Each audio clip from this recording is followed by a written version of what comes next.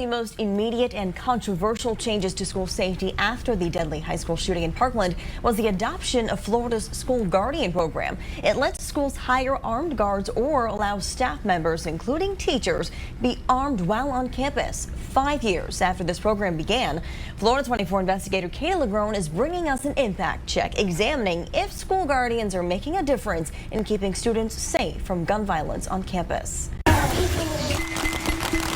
Accident waiting to happen. It's a controversial school safety measure born out of tragedy. I think it's a good idea. Keep everybody safe.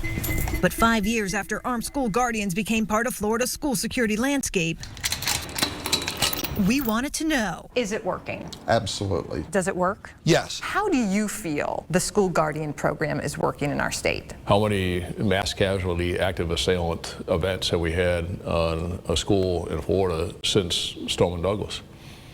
None. Pinellas County Sheriff Bob Gualtieri, Polk County Sheriff Grady Judd, and Hillsborough County School Police Chief John Newman are big supporters of the Coach Aaron Feist School Guardian program. Named after one of the victims from the Marjory Stoneman Douglas High School shooting in 2018, the program gives Florida school districts the option to hire less costly armed guards instead of law enforcement for their schools. School staff members, including teachers, included. We need more of them. For Gualtieri, who also leads the Marjory Stoneman Douglas Public Safety Commission, school guardians are a no-brainer. If we don't have that armed person with a gun on these campuses, then we're being irresponsible, and we're not being honest, and we're leaving a campus vulnerable. Why would we do that? Today, guardians are being used in more than half of Florida school districts. Hillsborough County has 385 stationed at elementary and charter schools. The genius in the Guardian program is whether you're a real small county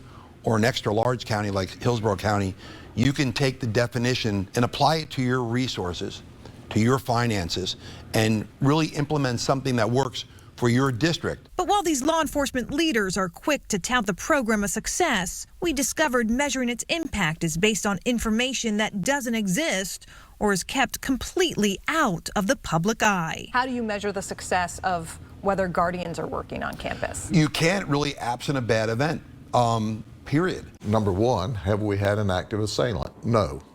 Number two, is there a level of comfort with the parents? Absolutely. You're trying to measure an intangible, and so that is sometimes hard to do.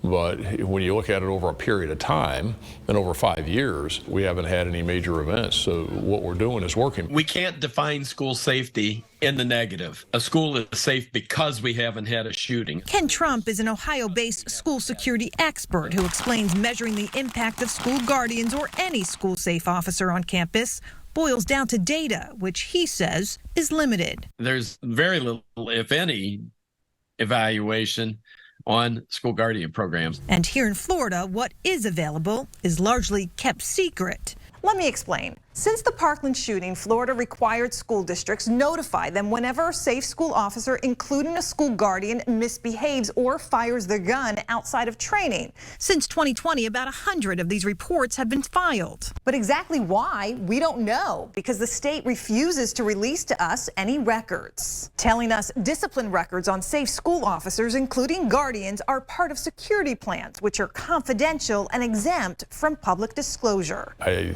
see no reason why that information can't be disclosed or shouldn't be disclosed.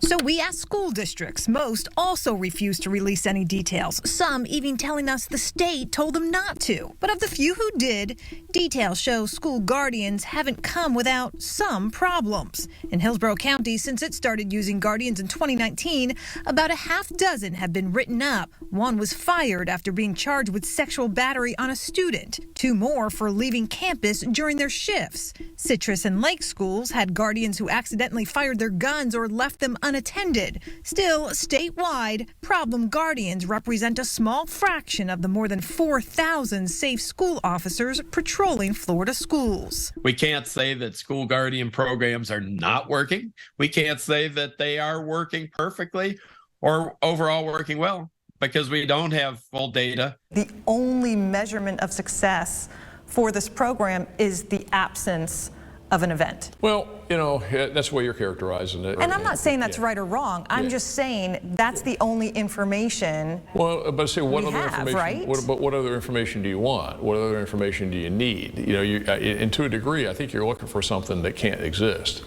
While state data shows the number of gun-related incidents on school campuses is actually down since the Parkland shooting, Sheriff Gualtieri says those numbers can't be trusted because of all sorts of reporting issues. Still, state leaders maintain the School Guardian program is a success in our state. In fact, they want to expand the program. I'm Katie LaGrone for the Florida 24 Network.